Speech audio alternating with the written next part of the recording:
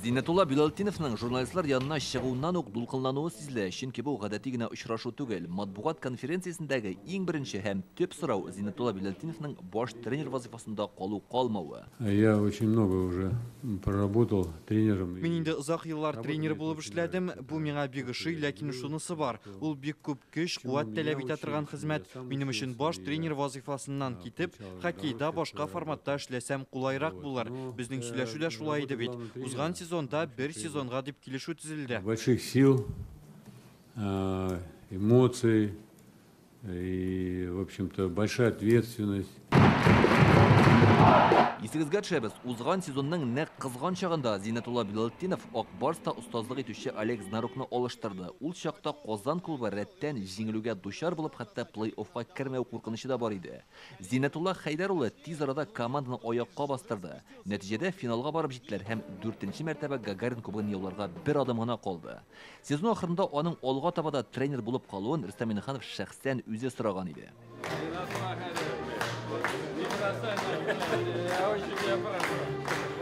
Быел могҗиза кабатланмады. Даими чемпионатта ук барысларның аксавы күренде. Турнир таблицасының 4нче баскычына урнашу Казан командасына хас түгел. Плей-оффта Автомобилист Ак Барсны тармар итте. Баш тренер мөмкин булганның барысында эшләдек ди. Я делал ту работу, которая необходима была. Мин хоккейчылар белән аерым да команда белән дә эшләдем. Барлык тиешле чаралар күрелде. Бу бик катлаулы вазифа. Җитди бурычлар торганы аңлашыла. Түземлек, сабырлык та кирәк. Командада күтәренке кәеф, җиңүгә омтылыш, тырышлык булырга тиеш. Алар барысы да уенда күренә. И здесь надо иметь и силы, и, в общем-то, и терпение. Зиннатулла Билалтинов Ак Барслар белән 2004 елдан бирле остазлык итү дәверендә 3 тапкыр Гагарин кубогын яулады. Европа чемпионнары кубогы белән дә бүләкләнделәр. 20 ел эчендә атаклы татар тренеры Ак Барсның йөзек кашына әверелде. 69 яшьлек белгеч белән килешү 30 апрельдә төгәлләнәчәк. Баш тренер кем булыр әлегә билгесез. Яңа остаз белән бергә уен тактикасы да алышына. Их не так много. Можно разные фамилии покрутить, но конкретики я скажу, что пока ее нет. Хәзер тренерлар бик күп түгел, әлбәттә төрле фамилияләрне санарга мөмкин, тик әлегә төгәл генә кемнедер әйтеп булмый. Зиннатулла Хайдар улым 2018 елда киткәч тә без уен рәвешен үзгәрткән идек. Квартальнов, аннары Знарок килде. Хәзер хоккей үзгәреш чорында барысы да тренердан торам. Ул хәл итәчәк.